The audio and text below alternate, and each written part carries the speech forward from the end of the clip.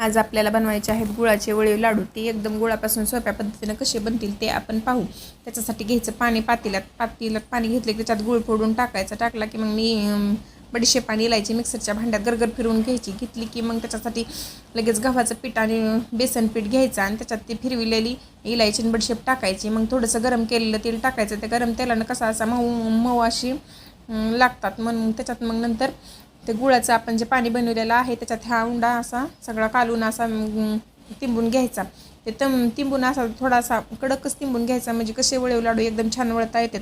मग ते तिंबला की असा बाजूला ठेवून द्यायचा. मग थोडंसं असं मऊ झालेलं दिसलं की मग थोडासा उंडा घ्यायचा आणि मग ते पोळपाट घ्यायचा आणि त्याच्यावर आता वळीव लाडू वळायला घेऊ.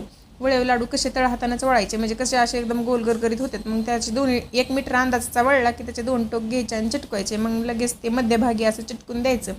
चिकटिक केलं की बघा मग ह्या हे सगळे मी कसे वळीव लाडू वळून घेतलेले आहेत. मग तेल गरम ठेवलेलं आहे, त्याच्यामध्ये हे सगळे वळीव लाडू टाकून द्यायचे. वळीव लाडू टाकले की ते कसे असे लाल दिसायला लागले, झाऱ्यानं काढून बघायचे. मग ते चांगले असे तळलेले दिसले की मग ते लगेच आपण बाजूला काढून घ्यायचे.